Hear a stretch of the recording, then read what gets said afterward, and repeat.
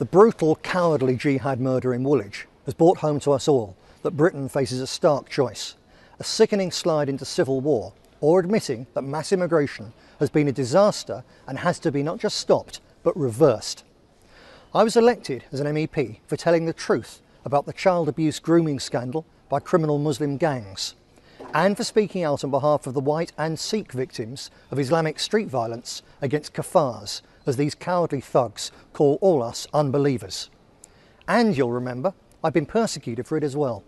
Twice the BBC, the political elite and their police puppets tried to send me to prison for telling the truth about Muslim drug rape gangs and the fact that Islamic terrorism is not un-Quranic, but comes direct from the Quran.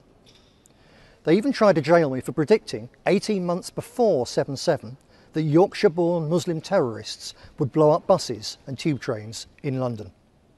So they may also try and gag and imprison me for this new prediction.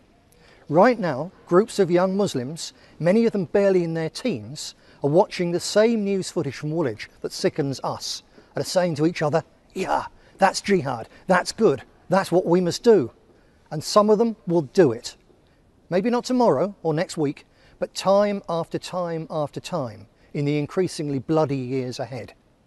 And many young native British lads, seeing only surrender, appeasement and lies from our political masters, will give up on democracy and take the law into their own hands in a desperate defence of all we hold dear. Enoch Powell wasn't wrong. He was just very long-sighted.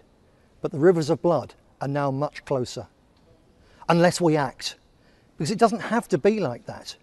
If we only face facts, if we only acknowledge that the virulent strain of Wahhabi Islam, now spreading like a cancer in our midst, is incompatible with our ways and makes peace between their community and ours impossible, then it would be easy to stop this slide to disaster.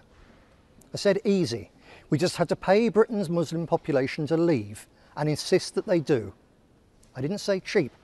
But since Cameron and Clegg reckon that Britain can afford to give away £12 billion in foreign aid every year and rising, then we can surely afford to take that money and use it to fund the peaceful resettlement of Britain's Muslim population in Islamic countries where they can be truly at home. Because, you can believe me, that's the only choice we have: inaction, appeasement and civil war, or face reality, pay the bill and reclaim our country. But don't just say I'm right, because without your help, being right isn't enough. No one else will do it. We're ruled by fools, cowards and traitors. There's no knight in shining armour out there to rescue us while we watch. If we don't do it, no one else will. If you don't do it, no one else will. So get involved today in our crusade to save Britain and give the children of this wonderful country a safe future in our own land.